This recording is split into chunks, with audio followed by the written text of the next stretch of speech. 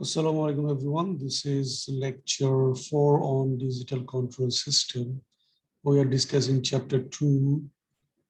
The title is the Z transform. So in the last class, we have seen some of the properties of the Z transformation.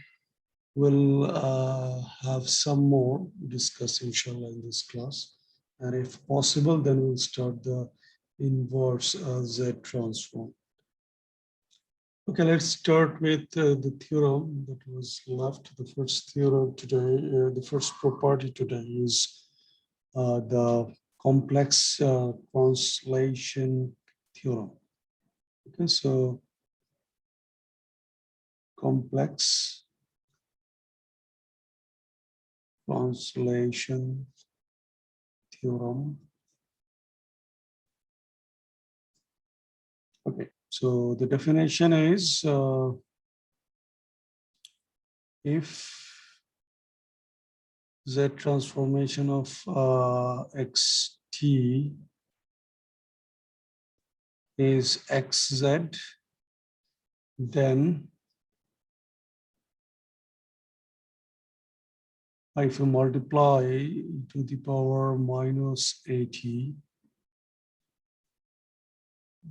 from the control, classical control, you know that this is just an exponential decay with that time signal, which can be a sinusoidal signal. Okay, so this is the scenario. Then the Z transformation and of this one will be given by x. The coefficient, the variable z here will be replaced by z into e to the power 8 capital T. Okay, so everywhere where you were using z previously, now it will be replaced by z into 80, e to the power 80. Okay, so in the time domain, it is smaller t, and when it goes to the z domain, so it turns into a capital T. So even if I forget to tell you, always assume that in the time domain, it is a smaller t, and in the z domain, it will be capital T. Now let us look at the derivation first. Very simple derivation though. So Z transformation of e to the power minus 80 xt equal to, always remember actually Z transformation is applied on a sample signal. So is that even if we don't write, it always means that e to the power minus a kt x kt. Okay, so just write the formula. Summation of k equal to 0 to infinity x kt e to the power minus a kt z to the power minus k. So basically this is the function, and this is the by definition the infinite series that we have. Okay, so now we can keep x as it is.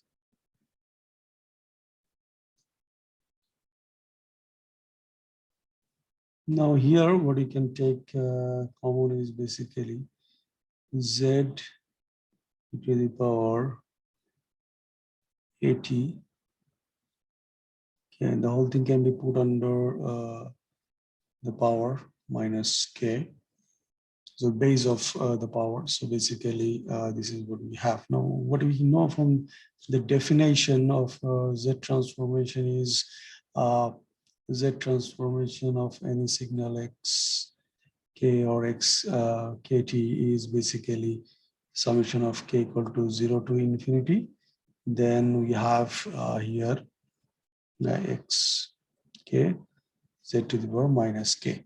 So this is what is written as xz. So whatever the base here of the power minus k, that is actually going here.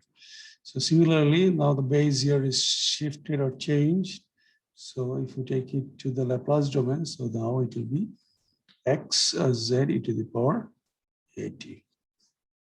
So bottom line is, if you know the Z transformation of a signal, without of a signal xt. In that case, if you multiply with e to the power minus at, then whatever your solution was in everywhere, instead of z, we have to replace the z by basically z e to the power at. So it will be just shifted. That is why actually it is called translation theorem. Complex because of the exponential. Okay, so let us look at the scenario. What is actually happening is with some example.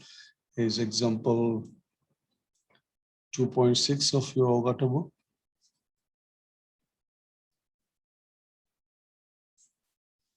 So Z transformation of sine omega t is already derived in one of the class. So in general, you can keep it in this way, but according to your previous knowledge, you can also write the n here, that is natural frequency of oscillation. So we can always replace that omega by omega n. So not necessarily this time, but whenever we'll be discussing, trying to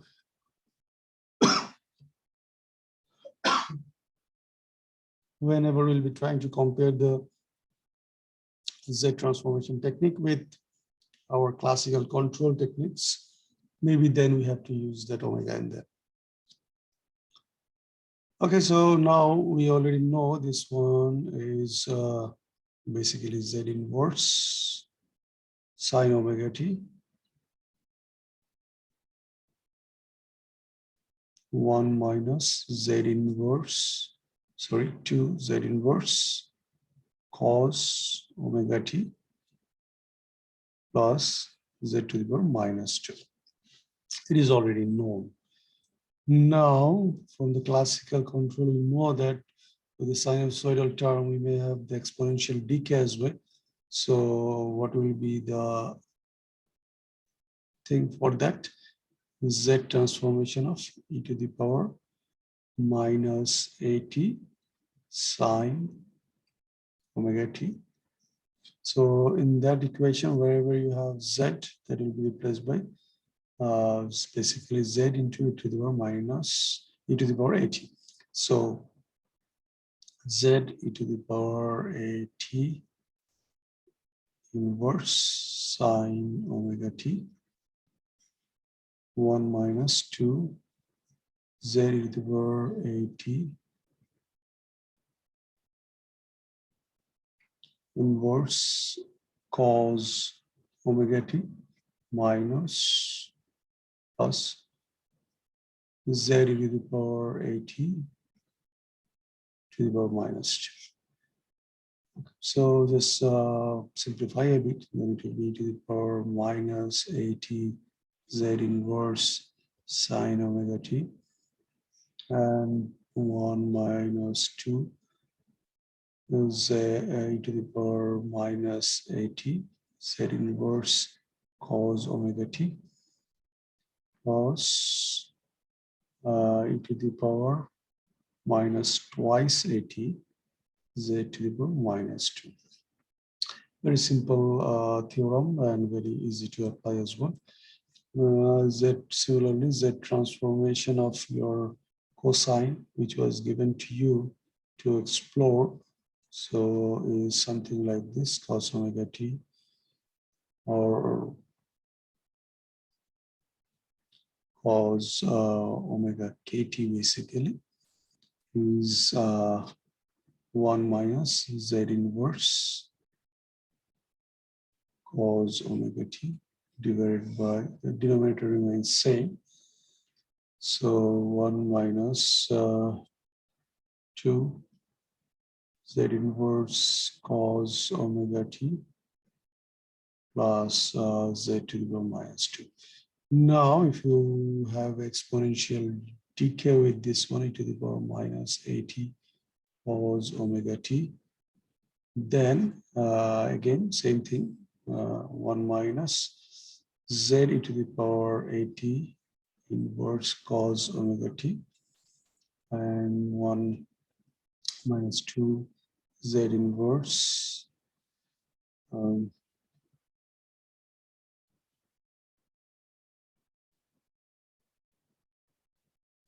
Okay, so z e to the power at inverse. Then you have cos omega t plus, I write directly, or z e to the power at to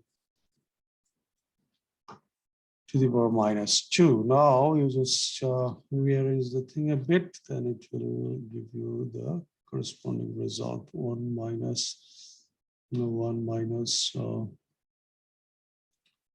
e to the power minus 80 z inverse cos omega t divided by 1 minus 2 e to the power minus 80 z inverse cos omega t plus e to the power minus twice 80 z to the power minus 2.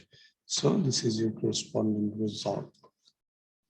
Okay, so this is complex translation theorem. Now, another example, that is your example 2.7. Example 2.7 of the same book, what they're saying that what will be the z transformation of t e to the power minus 80. So this is what they're looking for. But from table 2.1, we already know something that is already known to us from the table is z transformation of t exponential, or basically sampled exponential, that is a transformation of kt is t z inverse divided by 1 minus z inverse whole square. So this is our z transformation of the t. Now, if you have exponential delay, exponential transition, or complex transition that you have, then you will have something like this: t e to the power minus at. Okay, so in that case, your solution will be just the same as before. It will be just x z e to the power 80. And if you put the values there, something like this will be appearing: t e to the power minus 80 z inverse divided by 1 minus e to the power minus 80 z inverse whole square. Okay, so simple idea. You don't have to make things complicated. Rather, just z is replaced by z into e to the power 80. Now, the next theorem, that is next properties that we're going to see is called initial value theorem. Initial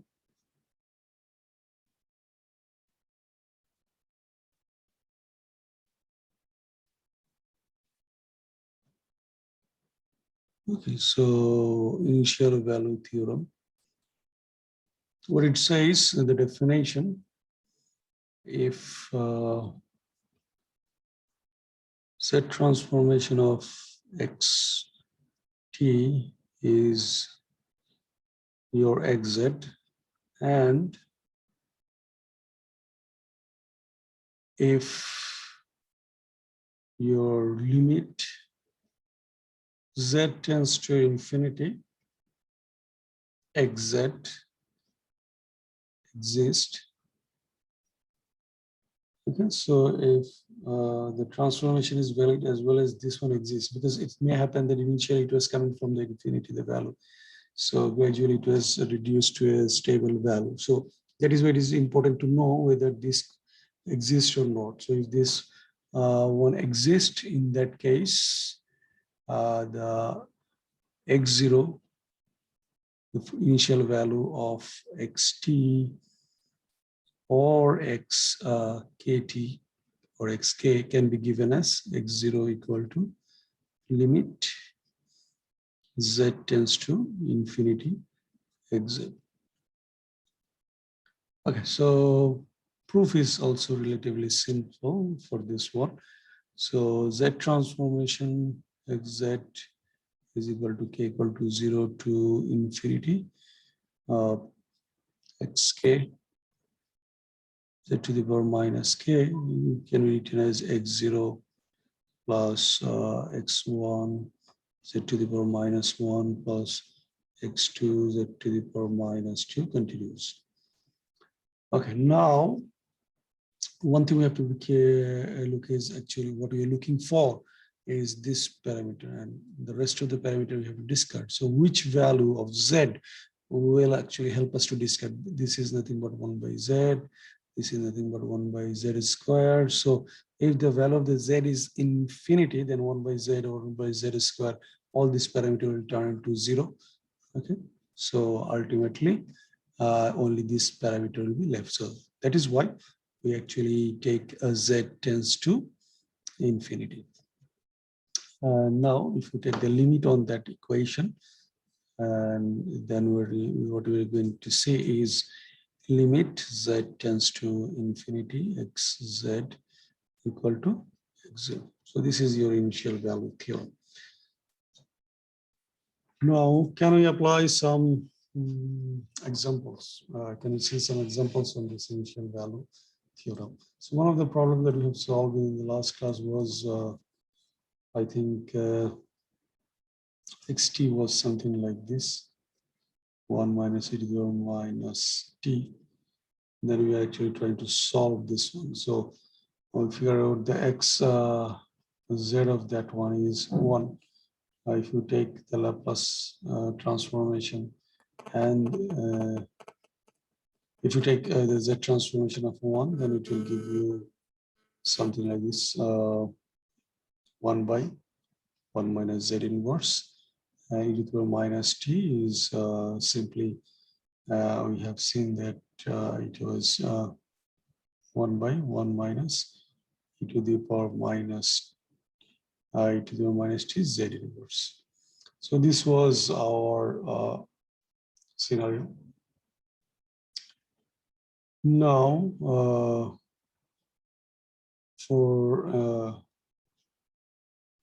from this one, if we derive the thing, now if we want to verify what is your final value theorem, okay, so we can also multiply and simplify. Eventually, it was what we get was 1 minus e to the power minus t z inverse, 1 minus z inverse, 1 minus e to the minus t z inverse. So this is what we have seen so far. Okay, so now if you want to find out what is the initial value x0, now you can see that limit z tends to infinity xz if you apply, and because of this parameter here, we can easily write it as 1 by z. And now if you apply the limit of z to be infinity, then you can say this parameter will be 0, and which is actually true from this one as well. That is xt as t actually tends to 0 is 1 minus e to the power 0 is 1. So it will also give you the initial value. So you can easily verify the initial value theorem. Next one is basically the final value theorem. So if you want to know the final value of a function, then we call this one as a final value theorem.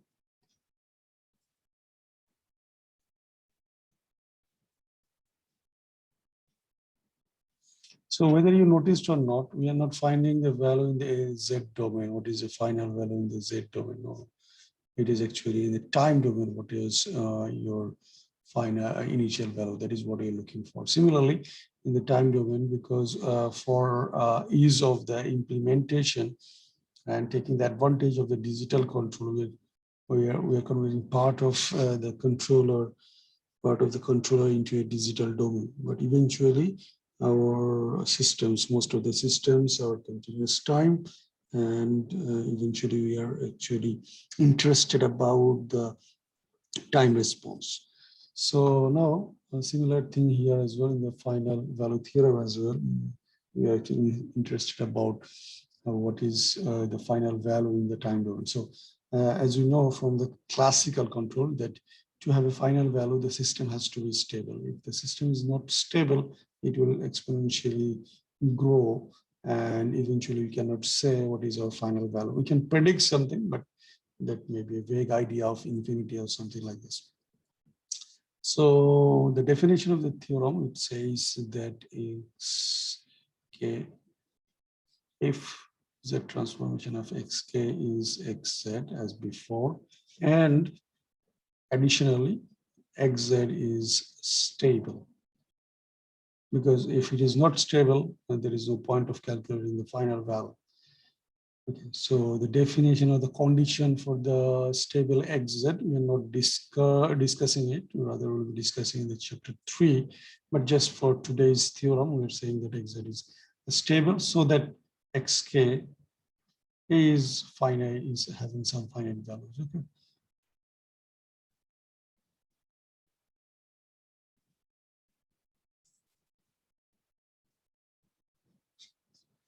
Okay, so if this is true, and then the final value of xt can be written as, or xk can be written as something like this. Limit k tends to infinity, the value of the k, whenever it goes to infinity, then xk equal to limit z tends to 1 minus z inverse xz. Okay, so basically in a series, because we are talking about the series of k equal to 0 to infinity xk z to the power minus k. So we are interested about the last value. So basically, whenever k goes to infinity, then what is the value of your xk? This is what we are looking for in the time domain, basically, or sample time domain. So let us derive this theorem first, then we'll see some example. So by definition, the z transformation of xk we just assuming the time to be 1, which is xz equal to k equal to 0 to infinity xk z to the power minus k. And a delayed version, time delayed version of the xk is xk minus 1. Z transformation, we know the time delay is simply whatever the delay that to the power z to the power that parameter minus that parameter with xz equal to k equal to 0 to infinity x k minus 1 z to the power minus k. Okay, so now these are the theorem. Now you can just simply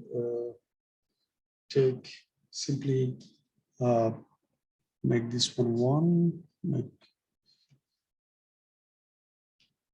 this one 1, make this one 2. So subtract 2 from 1, and eventually it will give you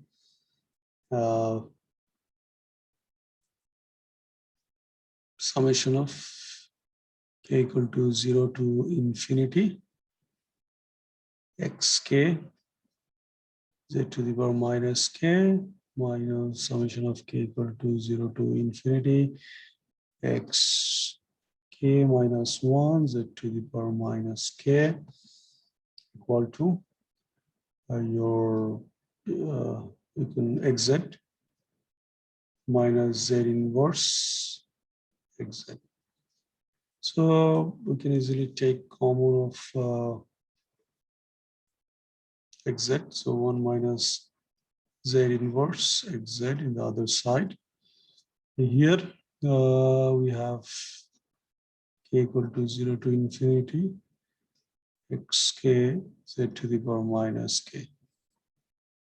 And now the choice of your Z. What should be the choice of Z? Somehow we can see that in the other side, whatever we need, that is already available. So now the obvious choice of Z is to be 1, because if it is 1, then we can actually omit these parameters. Okay, so then we can actually try to find out the values of x1, x2, x3, something like this. So taking that limit of Z equal to 1 in the both side, we can see that we can write that limit Z tends to 1, summation of k equal to 0 to infinity xk Z to the power minus k minus k equal to 0 to infinity x k minus 1 Z to the power minus k equal to limit Z tends to 1 minus Z inverse xz. So in the other side, it is already, we already have what we are looking for. So this is already achieved. Now, just the thing that we have to do is we have to prove that this means is actually limit k tends to infinity xk, or simply x infinity. Okay, so how we can do that? We already, as if you take z equal to 1, definitely this is 1 to the power whatever the k minus k, it will be always magnitude is 1. Similarly, this will be also magnitude 1. And another thing that we always say is the value of xk is always 0 if the value of k is lesser than 0. So this one will also make us, this assumption will also help us to achieve the goal of this, to achieve this variable. Now now just simplify that one. Now, after applying that limit, and what we get is summation of k equal to 0 to infinity, which can also be taken as a common. Then you can take xk minus xk minus 1. Now, if we expand xk minus xk minus 1, then what we'll have is first parameter. If k equal to 0, then we'll have x0, okay, minus x minus 1. Okay, so this is first parameter. Now, if you take next parameter, k equal to 1, then you will have x1, then you have minus x1 minus 1 is x0. Now, if you take next parameter, you will have x2 now. So x2 minus 2 minus 1 is x1. So it will continue until the last one. Last one will be basically x infinity minus x infinity minus 1. Okay, so ideally, anything added or subtracted from the infinity is supposed to be infinity, but just for the derivation, case of the derivation, we're writing something like this. Now, as you can see, this parameter of the first one is basically cancelled by the parameter of the second one. This one will be cancelled by this one. So this one will be cancelled by something like similarly, except the last one. So this one will be cancelled by something of the past. So only the last parameter is available and this parameter is available. But by definition, the value of the k is lesser than 0. So this parameter is also 0. What is left with is basically this parameter. So now just combining the whole thing, we can say that x infinity, that is limit k tends to infinity xk is basically equal to limit z tends to 1 minus z inverse multiplied by xz, and you apply the limit. So this is the thing. Okay, so now try to use this formula in the same example that we have seen. Example 2.9, even though given different name, but we already solved this one. Okay, so we have seen that xz equal to 1 minus z inverse minus 1 by 1 minus e to the power minus 80 z inverse. So whether our final value theorem actually holds true or not. So for that, we can easily check that x infinity should be equal to limit z tends to 1 xz.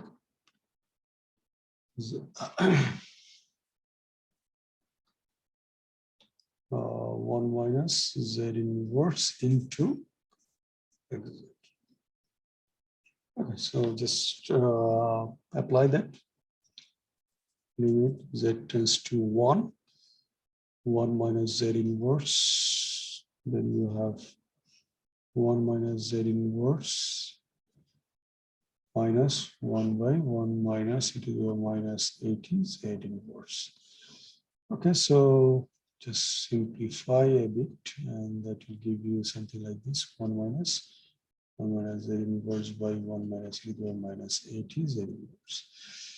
Okay, so very simple idea now. You just set the limit, and as you can see that this will be 1 minus 1. This will be also 1. So 1 minus 1 is 0. So what we will be left with is 1. Okay, so the final value is 1. Now, whether it is true or not, how can we verify that? Our function was xt equal to 1 minus e to the minus 80, or simply e to the minus t, because a was 1. So this was the scenario. And now, if you can see that your final value equal to a limit t tends to infinity in the time domain definitely, and 1 minus e to the power minus 1. Okay. So e to the power infinity. So e to the power minus infinity. E to the power minus infinity is eventually dying out when the time goes to infinity, the exponential goes to 0. So whatever left is basically 1. And the theorem is actually verified. So this is your final value theorem. Whether you have noticed or not, eventually we're actually finding the time values. What is the initial time values? What is the final time value? The final value of the function based on the time. Okay, so now last one, it is not derived in the book, but it seems important. So that is why we're covering from the other book that we have given in the last class, the reference of that one. So complex differentiation. So the theorem is complex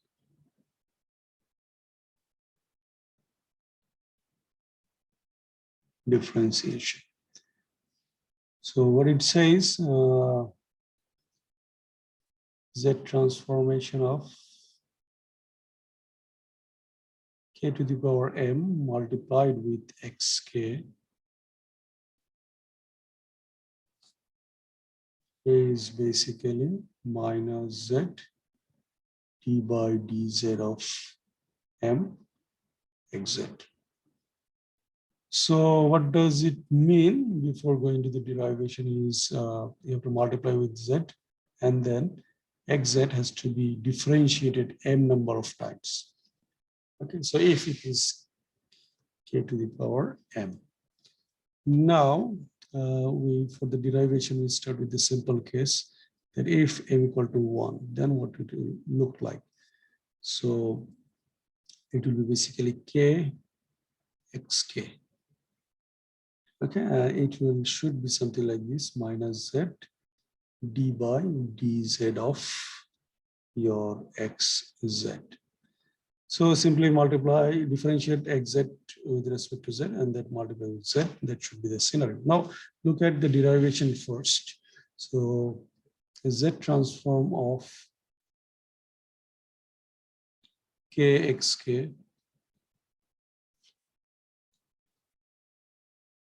kx equal to, by definition, k equal to summation of k equal to 0 to infinity. Then you have kxk z to the power minus k equal to k equal to 0 to infinity xk.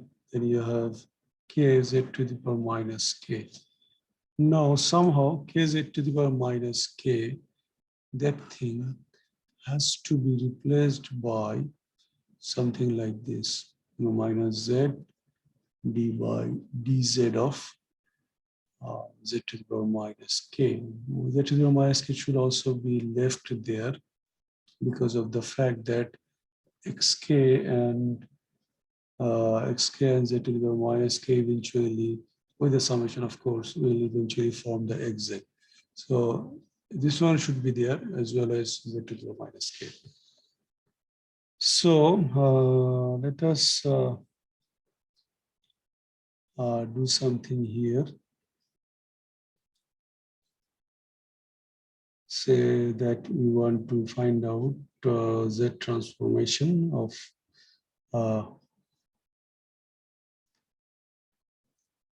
we do a minus z d by dz of z to the power minus k. If we do that, then what we are going to get? Let's look at that one first. So because this is what we want, okay, so we start with that one, whether it actually equals to this value or not. So now if you now differentiate now minus z, then you have minus k coming, and then you have d by dz. Okay, so z to the power minus k minus 1. So what we are going to get, minus minus will be plus, so z k z to the power minus k and z to the power minus 1. So z to the power minus k minus 1 and z can be cancelled out. What is left with is the k into z to the power minus k. So we can see that this one can easily be replaced by this one here. So we can just put it there, k equal to 0 to infinity x k, then minus z d by dz of z to the power minus k. So since xk is not a function of z, so it is a constant, we can easily bring this one to here. So now minus z d by dz of summation of k equal to 0 to infinity xk z to the power minus k. Okay, so now we can now simply write that minus z d by dz of xz. So this is the z transformation of k times xk.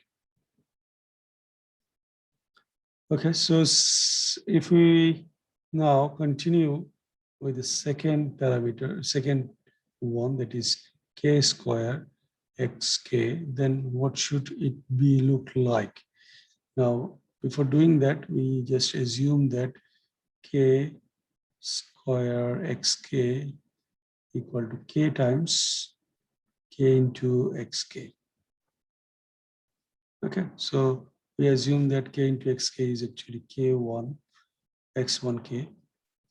Now, if we try to apply the z transformation of k square xk or k into x1k, then we are going to see that it will eventually turn look into the same thing. So we can write something like this: summation of k equal to 0 to infinity. Then you have k x1k z to the power minus k. So similarly, we can also derive the whole thing with, and we can prove that z minus z d by dz summation of k equal to 0 to infinity x1k z to the power minus k. Okay, so what we have is minus z d by dz of x1 z. But we already figure out what is x1 z, and x1 z is nothing but minus z d by dz of xz. And so we can just write this thing as minus z d by dz square xz equal to is basically z transformation of k square xk. So if you take it to the nth order, then what we're going to find finally is z transformation of km xk will be minus z d by dz m xz. Okay, so this is uh, derived in this way. Actually, you can also try to do the applying the z transformation of this one, and you can also prove in that way. But it is a lot easier to understand, so that is why we have gone into 1, 2, and then to nth order. Okay, so now we will look at one example. This is if xk equal to k, xk equal to k, which is nothing but actually we are talking about xt equal to t. Okay, so but in the number sequence, so in the number sequence. So how can we actually apply this derivation formula, complex derivation formula to this one? So is there any way? So you know that we have to have a constant that has to be multiplied with some function xt or xk. Okay, so xk, then we can actually apply that minus z d by dz of xz.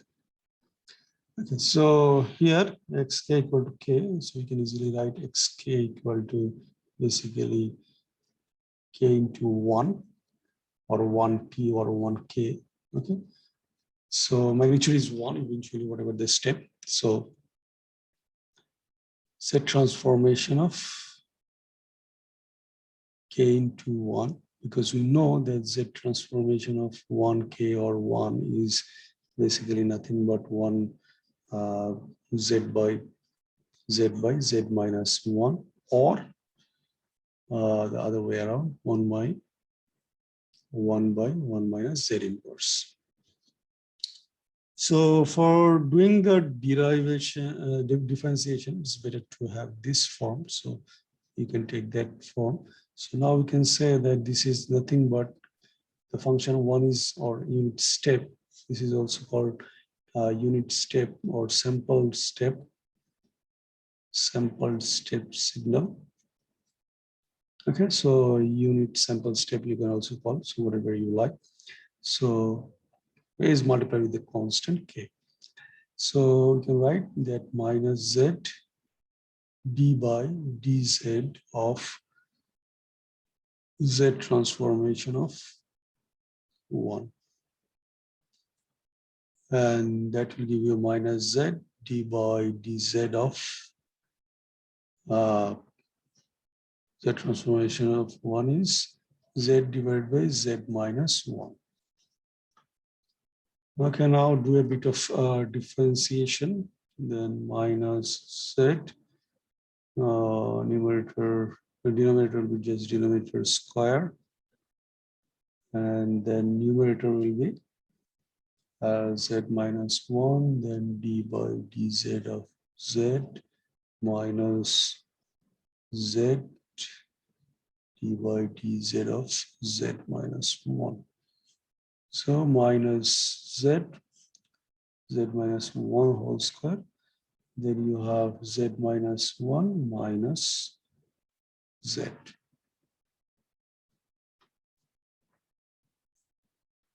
Okay, so z getting cancelled out. -1 and -z will be simply z. So z minus 1 all square. So this is your answer to this particular problem. So this was your complex differentiation problem. So then we have, these are all the properties of the Z transformation, but few other theorems left. Maybe in some future class, we'll be discussing those like convolution theorem, Z transformation of convolution theorem for Z transformation. Those things are left, but inshallah, we'll be discussing those in some future class. And now I think it is almost 50 minutes, but if we start the inverse Z transformation, we cannot finish it. So let us discuss the inverse Z transformation in a different class. Assalamu alaikum, everyone.